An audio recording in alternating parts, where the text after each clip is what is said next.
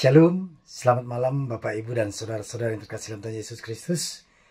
Kita kembali akan mendengarkan sabda firman Tuhan yang pada malam hari ini. Adapun firman Tuhan diambil dari Amos pasal yang kelima ayat 16 sampai yang ke-17. Sebelum membaca, merenungkan, dan melakukan dalam kehidupan sehari-hari, mari kita bersatu dalam doa. Ya Allah, ya Bapa yang kami sembah dalam nama Tuhan Yesus Kristus, berfirmanlah ya Tuhan, kami siap mendengarkannya, dan biarlah firman-Mu itu berkuasa atas kehidupan kami, sehingga kami jadi berkat sukacita bagi semua orang dimanapun kami berada.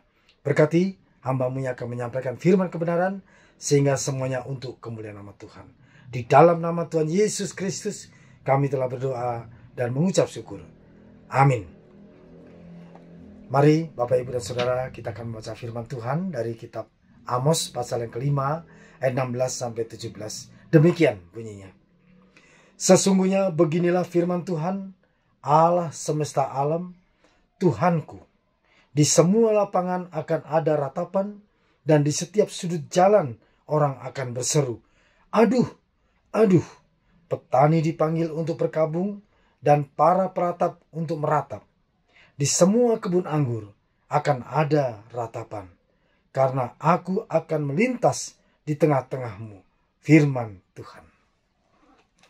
Bapak Ibu Saudara yang terkasih dalam Tuhan Yesus Kristus, tema pada malam hari ini saya ambil yaitu Tuhan menyatakan kuasa dan kedaulatannya. Tuhan menyatakan kuasa dan kedaulatannya. Bapak Ibu Saudara yang terkasih dalam Tuhan Yesus Kristus, pada ayat-ayat ini Amos melanjutkan dengan menyampaikan bagaimana hukuman yang akan menimpa umat Israel karena kebencian mereka terhadap kebaikan dan ketaatan. Mereka lebih suka terhadap kejahatan dan justru hal-hal hidup yang tidak benar di hadapan Tuhan. Oleh sebab itu, Allah tidak tinggal diam. Dia berdaulat, Dia berkuasa atas alam semesta ini. Oleh sebab itu, Bapak Ibu dan Saudara, kalau kita membaca pasal 5 ayat 1 sampai 3, itu menyatakan bagaimana terjadi peperangan dan bangsa Asyur menghancurkan, membunuh tentara Israel. Hanya tersisa 1/10 tentara Israel yang tersisa. Dan bahkan bukan hanya itu Bapak Ibu dan Saudara, bangsa Asyur membunuh orang-orang Israel yang bukan tentara pun. Dan disitulah bagaimana Israel benar-benar mengalami banyak kematian, baik itu tentara maupun bangsa Israel pada umumnya. Oleh sebab itu Bapak Ibu dan Saudara, dalam pasal 5 ayat 1 sampai 3 ada paralelnya dengan ayat 16 sampai 17. Di mana di situ juga Allah berkuasa, Allah berdaulat, Dia punya kehendak yang luar biasa. Bahkan di dalam ayat 16 ini katakan bahwa di semua lapangan akan ada ratapan. Berarti pada saat itu akan ada kesedihan, meratap semua. Dan kesedihan itu terjadi apa? Karena banyak kematian yang ada. Dan disitulah bagaimana Tuhan itu punya kuasa. Dia adalah adil. Dan kita bisa bagaimana melihat.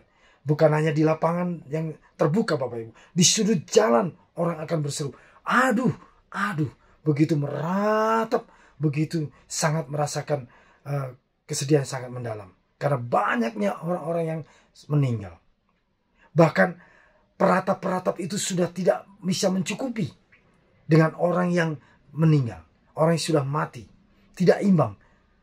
Oleh sebab itu, petani pun dipanggil untuk mengikuti bagaimana perkabungan itu. Karena yang meratap itu sudah sedikit dibandingkan dengan yang kematian. Akhirnya petani pun dipanggil untuk bergabung dan meratap. Dan meratapnya tidak hanya di lapangan, di sudut jalan, di lorong-lorong, tetapi yang sangat memperhatikan Bapak Ibu dan Saudara. Di ayat 17, di semua kebun anggur akan ada ratapan. Bapak Ibu Saudara yang terkasih Tuhan, kebun anggur. Anggur melambangkan kegembiraan. Setiap orang pesta pada saat itu semuanya pakai anggur. Dan itu melambangkan kegembiraan, melambangkan kesukacitaan. Tetapi di sini dikatakan kebun anggur pun akan meratap. Kenapa? Orang-orang yang di lapangan, di lorong-lorong, di jalan-jalan sudah penuh. Bahkan di kebun anggur pun mereka meratap.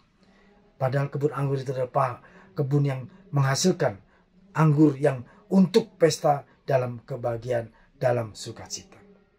Oleh sebab itu Bapak, Ibu, dan Saudara, Allah tidak main-main. Dia berkuasa, dia adil. Dan bagaimana firman Tuhan ini terhadap kita?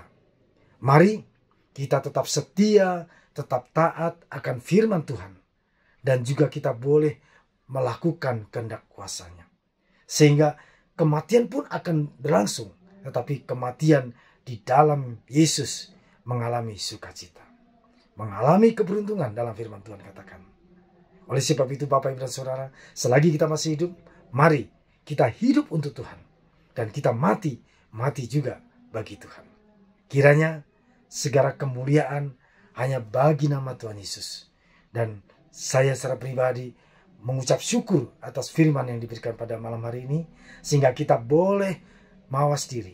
Masih diberikan kesempatan untuk kita bertobat. Untuk kita melakukan kebenaran. Untuk kita setia. Untuk melakukan ketaatan kepada Tuhan melalui firman-Nya. Kiranya firman Tuhan ini menjadi kekuatan, menjadi penghiburan melalui kuasa Roh Kudus kita dimampukan untuk tetap setia dan taat akan firman Tuhan. Tuhan Yesus memberkati kita semuanya. Amin. Mari kita berdoa.